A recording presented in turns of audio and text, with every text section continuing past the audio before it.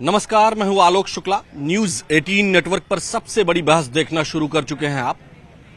उत्तर प्रदेश विधानसभा के चुनाव 2027 में होने हैं और राजनीतिक दल अपने अपने प्रयास में लगे हैं, लेकिन जिस तरह से AIMIM के प्रमुख असदुद्दीन ओवैसी की एंट्री उत्तर प्रदेश में होती है और असदुद्दीन ओवैसी बिहार जैसा कुछ यहां उत्तर प्रदेश में करना चाहते हैं ताकि उनकी विधानसभा सीटें यहां पर आए कुछ, जिससे वो मुस्लिमों में अपनी पैठ को मजबूत दिखा सके और जो समाजवादी पार्टी हो, चाहे वो कांग्रेस हो, बसपा हो या फिर चंद्रशेखर, सभी के लिए वो एक अपनी मजबूत प्रस्तुति प्रकट करना चाहते हैं।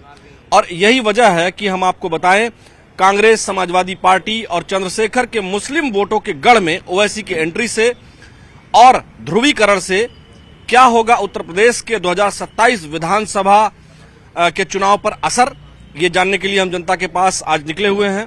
क्या असदुद्दीन ओवैसी बिहार के जैसे यूपी में भी कुछ विधानसभा जीतकर अपनी राजनीतिक पृष्ठभूमि को उत्तर प्रदेश में मजबूत कर पाएंगे और उससे कांग्रेस, सपा और बसपा तथा चंद्रशेखर को यूपी के मुस्लिम राजनीति में पीछे धकेल पाएंगे? इन सवालों के साथ हम जनता के बीच चलने वाले हैं, क्योंकि उत्तर प्रदेश की राजनीति में जिस तरह से एंट्री हो रही है असदुद्दीन ओवैसी की, तो लोगों से जानना बहुत जरूरी हो जाता है कि भाई क्या स्थिति है, क्या होने वाला है। सर, हम आपके पास सबसे पहले आएंगे, सबसे पहले आपके पास आ जाते हैं। आपको क्या लगता है कि 3 जगह पर लगातार सभाएं की हैं और अभी बहराइच में भी सभा की है असदुद्दीन ओवैसी ने। बहराइच ऐसी जगह जहां सैयद सालार गाजी की मजार है और बीजेपी और उनके सहयोगी दल, खासकर जो है राजभर जी की जो पार्टी है, ओम प्रकाश राजभर जी की पार्टी, वो महाराजा सुहेलदेव को लेकर के हमलावर रहती है और ध्रुवीकरण की जो बात अगर हम कर लें, कोई मौका नहीं छोड़ते हैं ओवैसी के लोग, ओवैसी की पार्टी के लोग घेरने का। खासकर बहराइच चूंकि सैयद सालार गाजी को लेकर के बहुत वो एग्रेसिव रहते हैं बीजेपी के ऊपर, तो आपको क्या लगता है कि मुस्लिम वोटों का ध्रुवीकरण असदुद्दीन ओवैसी को मजबूत बनाएगा यूपी में? जी देखिए, ऐसा है कि असदुद्दीन ओवैसी साहब का एक अपना खुद का वोट बैंक है और नए मुस्लिम युवकों में उनकी पकड़ भी है, संविधान की जानकारी भी रखते हैं और मोटा मोटी राजनीतिक बात करते हैं। उनको जो भी वोट मिलेगा वो जो है विपक्ष के लिए कमजोर ही करेगा, क्योंकि मुख्य तौर पे समाजवादी पार्टी और कांग्रेस का गठबंधन ही जो है यूपी में मुस्लिम वोटों की जो है कसम खाता है कि उन्हीं को मिलेगा या उन्हीं के वोटर हैं। तो इसमें अगर ओवैसी जी अगर पार्टी बनते हैं तो जरूर कुछ वोट कटेगा और जो है ये भाजपा को ही फायदा इसमें दिखने की संभावना मुझे लगती है। फिर तो लोग ये कहेंगे कि बी टीम है, सी टीम है, लेकिन अगर बी टीम हम सी टीम की बात न करें, पहले देखें तो चाहे कितनी भी बड़ी पार्टी हो, पहले भी उनकी भी 2 सीटें आती थी या कम सीटें आती थी। सपा का भी पहले वही हाल था, बसपा का भी पहले वही हाल था, भाजपा का भी, जनसंघ का भी, या जितनी पार्टियां हैं। लेकिन केवल ये आरोप लगा करके कि वो बी टीम है, सी टीम है, भाजपा को फायदा होगा, क्या ओवैसी अपनी पृष्ठभूमि मजबूत, लगभग उनकी महाराष्ट्र में सीटें हैं, उनकी बंगाल में है, इस बार वो जो है अपनी जो पैठ है मुसलमान कम्युनिटी में, मुस्लिम कम्युनिटी में बेहतर बनाते जा रहे हैं।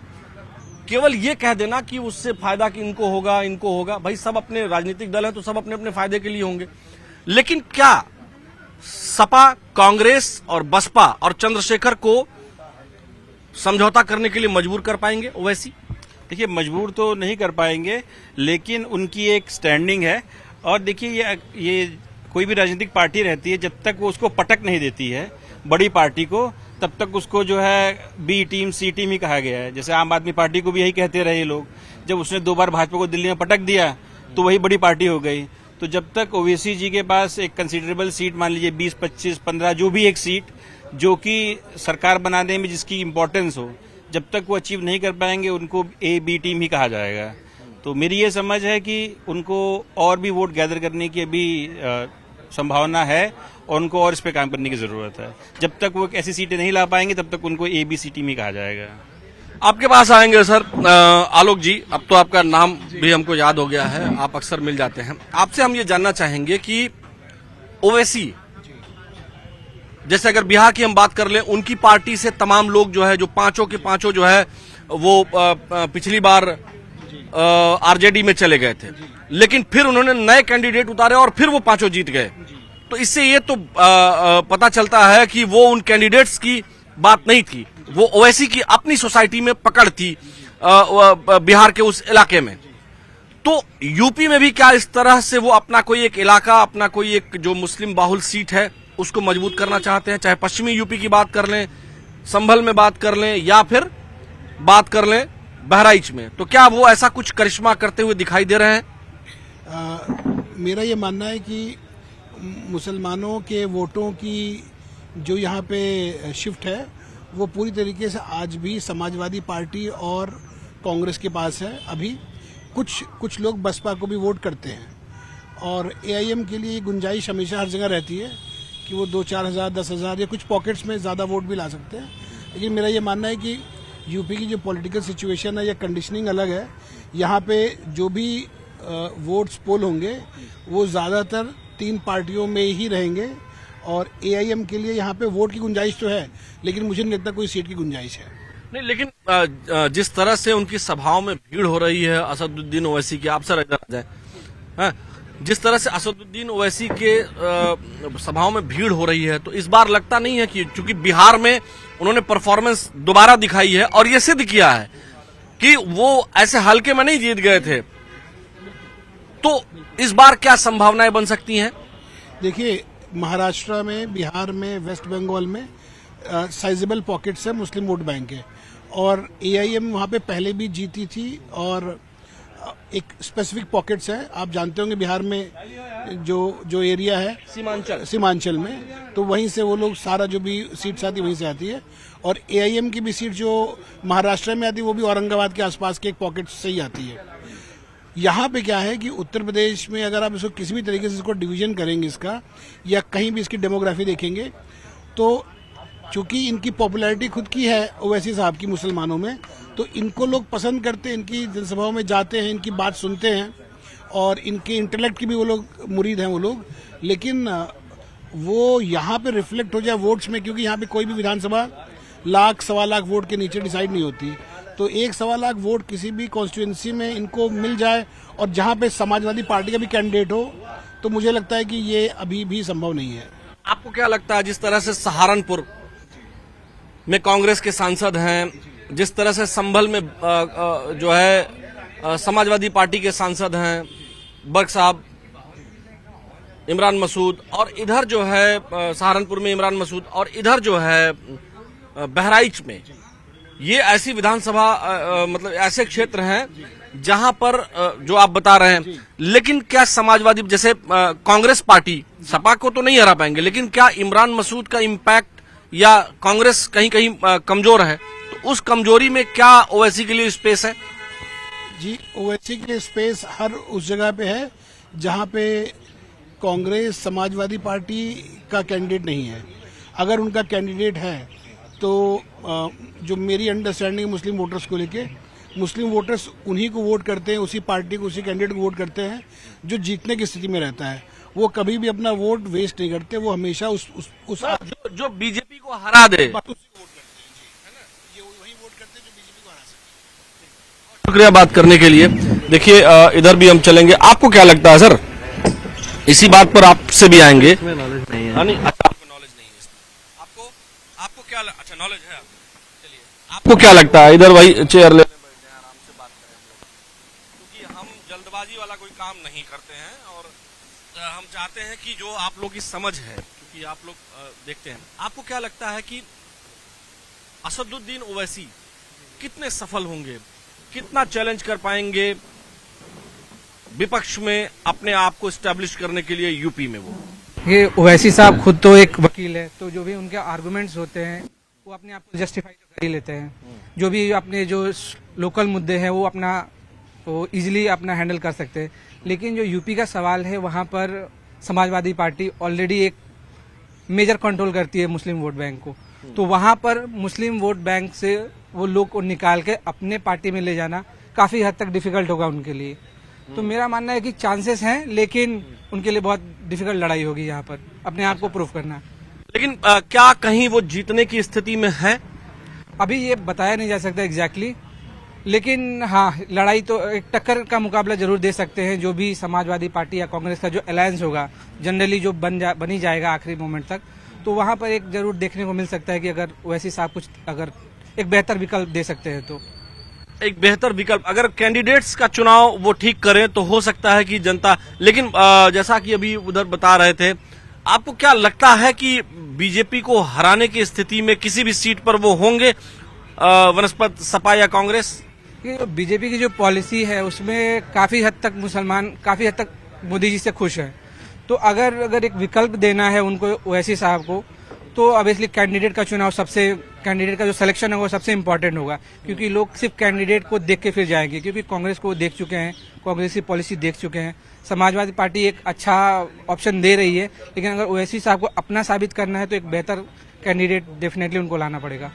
क्या ओवैसी ऐसा कर सकते हैं कि उनके पार्टी मुसलमानों की ही पार्टी क्यों बन के रह जा रही है, उसका उनको खामियाजा हो रहा है? हो सकता है कि उनको यादव वर्ग का या फिर ब्राह्मण वर्ग का या क्षत्रिय वर्ग का या मायावती जिस तरह का उनका पॉलिटिक्स रहा है, दलितों की पॉलिटिक्स को लेकर के, क्या उन्हें दलित, ब्राह्मण, क्षत्रिय, वैश्य इनका वोट मिल पाए? ऐसे कैंडिडेट खड़ा करे कि मुस्लिम वोट तो उनको मिले, लेकिन साथ ही उस कैंडिडेट के आधार पर उनको मिले, तो क्या कोई चांस बन सकता है? देखिए, पहला पॉइंट ये है कि वो किस तरह के अपना मुद्दे हैंडल करते हैं। अगर वो ओवैसी साहब का मुद्दा देखा जाए तो मैक्सिमम वो मुसलमानों से रिलेटेड मुद्दे होते हैं।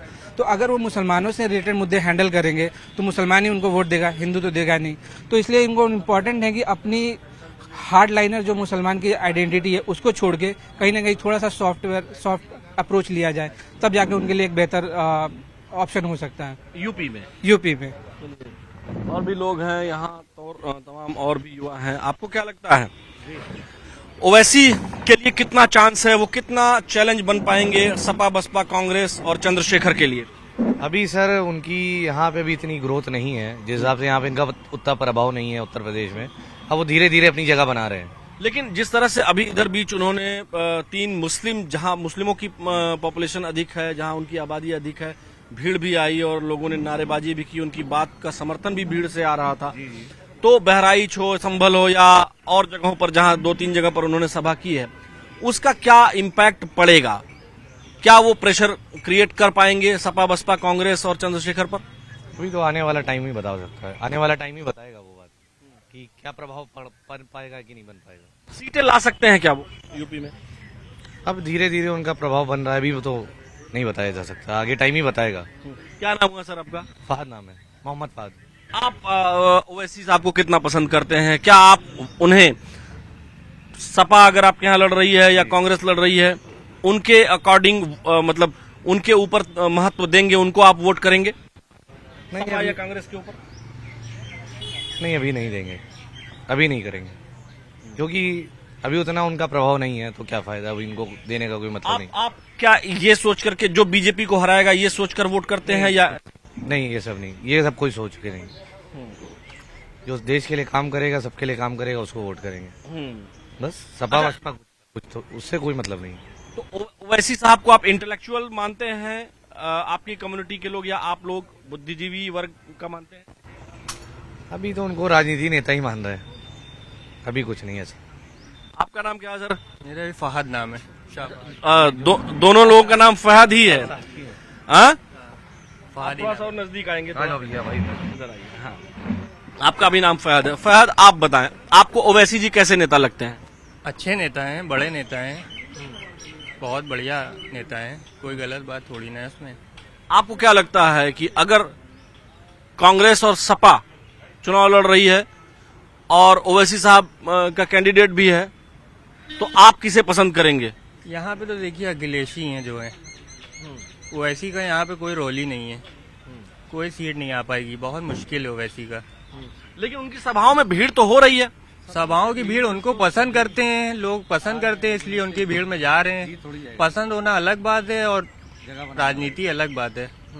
यूपी में तो अखिलेश ही। माने ओवैसी साहब जो मुस्लिम कम्युनिटी में अपील कर रहे हैं, चाहे बहराइच हो या फिर संभल हो या सहारनपुर हो, जहां देवबंद भी है सहारनपुर में, तो वहां जो है क्या लगता है कि वहां भी असर मुस्लिम इलाकों में जहां वो जीत सकते हैं वहां भी मुस्लिम उन्हें पसंद करेगा नहीं करेगा? देखिए, पसंद करेगा उनको, लेकिन वोट वो देगा समाजवादी को। पसंद होना अलग बात है और वोट देना अलग बात है। अच्छा, इसका आधार क्या होगा? समाजवादी को वोट क्यों देगा? क्या वो ये मान के देगा कि जो बीजेपी को हरा दे? बीजेपी का कोई मतलब ही नहीं है। समाजवादी ने काम किया है, समाजवादी के काम को लोग जानते हैं। मेट्रो वो लेकर आए, एक्सप्रेस वे वो लेकर आए, सारे काम जितने भी बड़े बड़े काम है स्टार्टिंग उन्हीं ने कराई है। मायावती के बाद समाजवादी ने काम कराया है। अच्छा, तो ये ध्रुवीकरण की पॉलिटिक्स है, जो अपीजमेंट पॉलिटिक्स है या ध्रुवीकरण हिंदू मुस्लिम की पॉलिटिक्स है, उसमें उसके बावजूद भी क्या जो है ओवैसी को वोट नहीं देंगे आप लोग? देखिए, इस टाइम तो राजनीति बहुत खराब है, लेकिन ओवैसी को वोट नहीं यहाँ से मिलेगा। उनको सुनने जाएंगे लेकिन वोट नहीं देंगे। पसंद करते हैं, वोट नहीं मिलेगा उनको यहाँ पर। आप ये कहना चाह रहे हैं कि वो अच्छा बोलते हैं लेकिन वोट नहीं करते? बोलते हैं, अच्छे वकील हैं, बैरिस्टर हैं, बड़े अपनी उनकी जगह, लेकिन वोट यहाँ से मुश्किल है, यहाँ नहीं मिलेगा। मेरा वोट तो नहीं मिलेगा, बाकियों का पता नहीं। अच्छा, चलिए, बहुत शुक्रिया बात करने के लिए, बहुत फेयर ओपिनियन देने के लिए, बहुत स्पष्ट तौर पर बात करने के लिए। यहाँ सर, क्या हालचाल है? क्या नाम हुआ सर? गौरव। गौरव जी, हाँ, आप मीटिंग करते रहिए भाई। आप लोग यहाँ चाय पीने आते हैं, कोई डिबेट में तो आते नहीं हैं। हमको भी जहां जहां थोड़ा थोड़ा मौका मिल जाता, इससे होता क्या है ना कि हमको फेयर ओपिनियन मिल जाती है। देखिए, जैसे ये दोनों यंग माइंड्स, इन्होंने बहुत क्लियर कट बता दिया, तो उससे क्या है ना कि यही जर्नलिज्म है। यहीं से जो लोगों को हम पता करके ग्राउंड जीरो पर क्या चल रहा है, एक बात पता चल जाती है। खैर, आपको क्या लगता है, ओवैसी साहब जिस तरह से प्रचार प्रसार कर रहे हैं, जिस तरह से भाषण दे रहे हैं, सभा में भीड़ भी हो रही है, आपको क्या लगता है 27 के चुनाव में सपा बसपा कांग्रेस और खासकर कांग्रेस और सपा के लिए एक चैलेंज खड़ा कर पाएंगे? वो अपनी सीटें कुछ निकाल पाएंगे यूपी में? चैलेंज तो नहीं, लेकिन वोट काटेगा, क्योंकि मेजर जो पिछला चुनाव हुआ था, जितना मैंने फॉलो किया था, अगर सिर्फ बीजेपी और सपा लड़ी होती तो सपा जीत जाती, सपा का चीफ मिनिस्टर बन जाता। लेकिन बीएसपी ने जो सारी सीटों में चुनाव लड़ा, उनका 8 से 9% वोट काटा, उसकी वजह से बीएसपी क्यों सारी सीट पर नहीं लड़ेगी? अभी कुछ साल पहले 2007 से 12 उनकी फुल फ्लेज गवर्नमेंट रही है, पूर्ण बहुमत की सरकार रही है, और ऐसे में वो क्यों सारी सीटों पर नहीं लड़ेंगे? क्योंकि ये बड़ा सवाल है। हाँ सर, इसलिए नहीं लड़ेंगे क्योंकि एक्टिव पॉलिटिक्स में नहीं है वो लोग अभी। आप मायावती बता दीजिए, साल भर में हमको तो पूरी टीवी में कहीं नहीं दिखती है, मुझे तो नहीं दिखती है पर्सनली। अभी इधर बीच तो वो पूरा उनके सोशल मीडिया पर पोस्ट भी आते हैं। अभी कुछ महीने पहले इतना बड़ा उन्होंने रैली किया जिसमें लाखों की संख्या में लोग आए। सर, सोशल मीडिया पे तो बहुत कुछ चलता है। नहीं, अभी वो उन्होंने ग्राउंड पर भी दिखाया आपने लोगों को। सर, तो फिर 2019 के चुनाव में उनने एक रिकॉर्ड बनाया, वो भी तो बताइए। पूरे इंडिया में वो सबसे ज्यादा सीटों पे चुनाव लड़ी और एक भी सीट नहीं जीती। केंद्र की बात कर रहा हूँ मैं, एक भी सीट नहीं जीती। शायद ये डाटा 19 का ही है, मैं थोड़ा सा कंफ्यूज हो रहा हूँ। आपको ओवैसी को लेकर के क्या है? ओवैसी सपा या कांग्रेस को थोड़ा सा चकमा दे पाएंगे? वो अपने महत्व को बता पाएंगे? महत्व तो नहीं हो सकता, लेकिन अगर राजनीति में पॉलिटिक्स में आप देखोगे तो जब 3 लोग चुनाव लड़ते हैं और 4 लोग चुनाव लड़ते हैं, तो चौथा आदमी किस आदमी के वोट काट रहा है, ये फर्स्ट आदमी को फायदा होता है। इसका मतलब समझिए, अगर आप 3 लोग चुनाव लड़ रहे हैं और 100 लोग वोट देने वाले हैं, तो उन्हीं तीनों को लेंगे, 33% का आंकड़ा आएगा। और जब 4 लोग देंगे तो वो आंकड़ा करीब 25% का जाएगा। बस फर्क यही आएगा कि वो वोट सपा के काटते हैं या बीजेपी के काटते हैं, प्लस फर्स्ट वाले को वो फायदा होगा। और मुझे लगता है कि सपा और कांग्रेस का ही वोट कटेंगे, तो फायदा राउंड ऑफ करके बीजेपी को ही होगा। शुक्रिया बात करने के लिए। देखिए, ये उत्तर प्रदेश है दर्शकों, यहाँ की पॉलिटिक्स और पूरे भारत में अलग अलग राज्यों की पॉलिटिक्स में बड़ा अंतर है। यहाँ हर व्यक्ति बहुत कीन ऑब्जर्वेशन रखता है, बहुत एक खांचे को वो जानता है कि कौन कितना वोट ले आएगा, कौन किसको फायदा नुकसान पहुंचाएगा। तो यहाँ थोड़ा सा इधर उधर की बात लोग कम ही करते हैं। बस एक दो लोगों से हम और बात करने की कोशिश करेंगे। वहां कुछ नौजवान बैठे हैं, अगर वो बात कर लेंगे तो उनसे बात कर लेंगे, नहीं तो फिर आज अब यही वाइंड अप करेंगे। नमस्कार सर, कैसे हैं आप लोग? आपको क्या लगता है ओवैसी जिस तरह से प्रचार कर रहे हैं 27 के चुनाव में कुछ इम्पैक्ट डाल पाएंगे? वो कुछ सीटें आएंगी उनकी? सर हमको चुनाव में कोई नॉलेज नहीं है, कोई नहीं। हम बताइए। नाम क्या हुआ सर आपका? वाज अहमद। मुसलमान ओवैसी की बात मानेगा, वोट देगा? नहीं नहीं नहीं नहीं, हाँ? नहीं देगा? नहीं। हम खुद नहीं वोट देते। हाँ जी, हम बोलिए कोई दिक्कत नहीं, नहीं कोई ऐसी दिक्कत बात नहीं, कर रहे हम हैं। असल में कुछ अपने। अच्छा, अगर सुनिए, अगर जो है एक मिनट लेंगे आपका, बस 1 मिनट से भी कम समय। ओवैसी इतनी सभा कर रहे हैं, उसका असर क्या कुछ होगा? 1% नहीं होगा, 1% नहीं होगा। मुसलमान उनके साथ जाएगा या सपा के साथ? नहीं नहीं जाएगा। अब क्या, सबकी अपनी अपनी व्यक्तिगत राय है, हमारी अपनी राय के नहीं जाएगा। बस कोई चलिए, जाएगा। बहुत शुक्रिया बात करने, बस इतना ही समय चाहिए था। देखिए, ये हम लोगों से जो हमने बात की उसमें एक बात तो साफ आई, और कुछ मुस्लिम कम्युनिटी के भी लोग हैं, वो ये मानते हैं कि ओवैसी इंटेलेक्चुअल हैं, अच्छा बोलते हैं, अच्छी बातें रखते हैं, उनको सुना जा सकता है, लेकिन वोट के मामले में अभी थोड़ा सा लोग उनको उतना पसंद नहीं करते हैं। लेकिन कुछ लोग ये भी मानते हैं कि ओवैसी मुस्लिम बाहुल सीटों पर अपनी छाप, अपना असर जरूर छोड़ेंगे, लेकिन अभी वो इस स्थिति में फिलहाल नहीं है कि वो इसे सीटों में तब्दील कर पाए, या हो सकता है कि 1-2 सीटें वो जीत भी जाएं, लेकिन बड़े में उसको कन्वर्ट नहीं कर पाएंगे। यानी उसको 1-2 से 10, 12, 15 सीट या 5, 8 सीट में कन्वर्ट करने की स्थिति में जनता ऐसा मानती है, लोग ऐसा मानते हैं कि अभी वो ये काम नहीं कर पाएंगे। हाँ, इतना जरूर है कि वो उत्तर प्रदेश के इलेक्शन में अपनी मजबूत छाप, अपनी बातों से, अपने ओपिनियन से, लोगों के बीच अपनी पॉपुलैरिटी के जरिए अपनी छाप जरूर छोड़ेंगे, ऐसा लोगों का मानना है। आज के सबसे बड़ी बहस में फिलहाल इतना ही। मुझे यानी आलोक शुक्ला को अपने वीडियो जर्नलिस्ट सहयोगी उपेंद्र यादव के साथ दीजिए अनुमति। कल फिर मिलेंगे, नमस्कार।